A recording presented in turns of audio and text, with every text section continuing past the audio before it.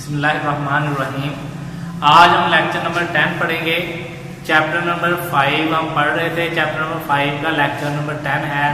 आज हम Charles law के बारे में पढ़ेंगे। पहले हमने बॉयल्स लॉ पढ़ा। बॉयल लॉ में हमने ये देखा था कि किसी गैस का जब प्रेशर बढ़ाते हैं तो उसका वॉल्यूम कम हो जाता है, प्रेशर कम करते हैं तो वॉल्यूम ज़्यादा हो जाता है, यानी प्रेशर और वॉल्यूम इनवर्सली प्रोपोर्शनल होते हैं। लेकिन शर्त ये है टेम्परेचर कांस्टेंट रखें। अब चार्ल्स जो था इसने 1787 में ये अपना लॉ जो है वो दिया था। ये 1787 है।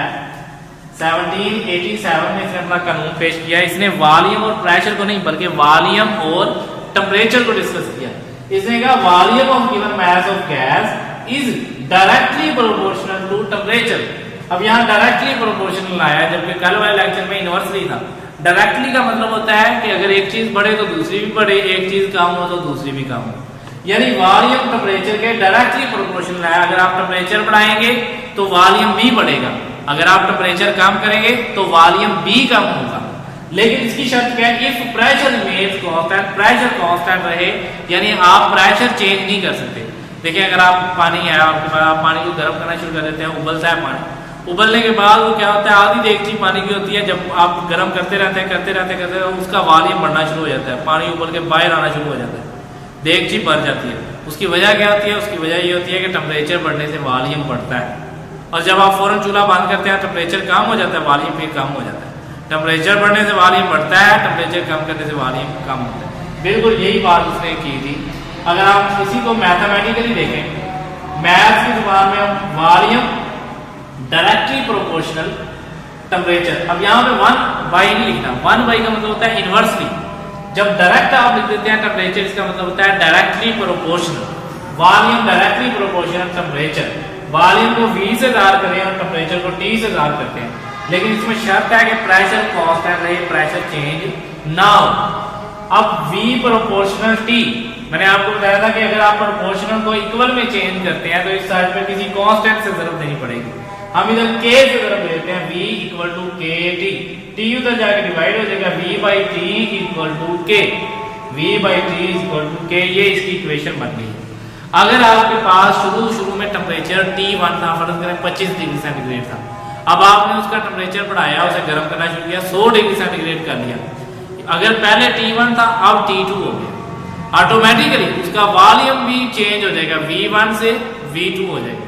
तो मैंने यही बात लिखी है कि अगर टेम्परेचर इंक्रीज होता है T1 से T2 तो वॉल्यूम इंक्रीज हो जाता है V1 से V2। अब V1 बटा T1 इक्वल टू K, क्योंकि हमने यहाँ पे पढ़ा है वॉल्यूम ओवर टेम्परेचर K के बराबर होता है। तो वॉल्यूम ओवर टेम्परेचर शुरू वाला, वॉल्यूम ओवर टेम्परेचर एंड वाला, दोनों K के बराबर है।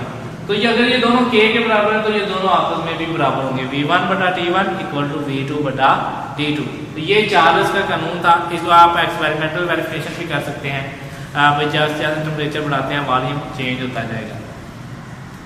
अब यहाँ से एक्सपेरिमेंटल वेरिफिकेशन इसकी शुरू हो रही है।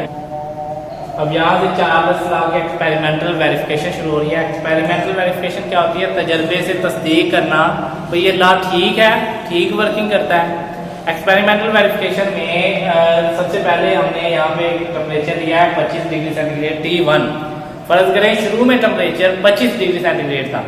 25 डिग्री सेंटीग्रेड पे एक गैस है, उसका वॉल्यूम 50 सेंटीमीटर क्यूब है। आप इसको इंग्लिश में यूं लिखेंगे, आप कहेंगे let us consider a cylinder having movable piston, it's temperature is T1 equal to 25 degree centigrade and volume is 50 centimetre cube. T1 temperature पे इसका वॉल्यूम V1 है, यानी 25 डिग्री सेंटीग्रेड पे 50 सेंटीमीटर क्यूब इसका वॉल्यूम है। अब आपने टेम्परेचर बढ़ा के 100 डिग्री सेंटीग्रेड कर दिया तो वॉल्यूम क्या हो गया? 62.5 सेंटीमीटर क्यूब हो गया, वॉल्यूम भी चेंज हो गया। अब कई लोग सोचते हैं कि अगर 25 से डबल करेंगे यानी 25 4 बार 100 होता है, तो यहाँ 50 4 बार 200 होना चाहिए था वॉल्यूम। लेकिन ऐसा नहीं है। ऐसा क्यों नहीं है? ऐसा इस वजह से नहीं है क्योंकि ये जो टेम्परेचर डिग्री सेंटीग्रेड है ये इसके ऊपर अप्लाई नहीं होता। चार्ल्स लॉ पे डिग्री सेंटीग्रेड वाला लॉ अप्लाई नहीं होता, इस पे होता है केल्विन स्केल। केल्विन कौन था? केल्विन इसका एक दोस्त था, उसने एक नया स्केल बनाया था केल्विन स्केल, जो 0 केल्विन से शुरू होके 100 केल्विन तक जाता था। वो केल्विन वाला टेम्परेचर स्केल जो था वो एक आइडियल टेम्परेचर स्केल था, जो जिसका कोई थर्मामीटर नहीं है, लेकिन जिसका कोई टेम्परेचर उस पर होता है। जैसे 1 डिग्री सेंटीग्रेड में इजाफा होता है, वैसे ही वहां पे 1 केल्विन में इजाफा हो जाता है।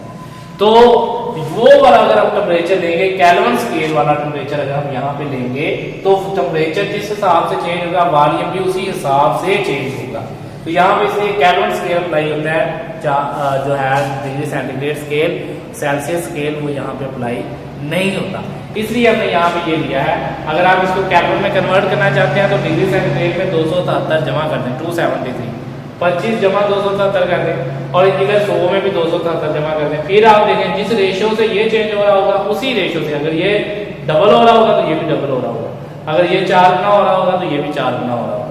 ये बातें आपने इंग्लिश में लिखनी है। ये वाला टॉपिक आप लोगों का पेज नंबर 81 और 82 पे है, वहां से जाके आप लोगों ने याद करना है।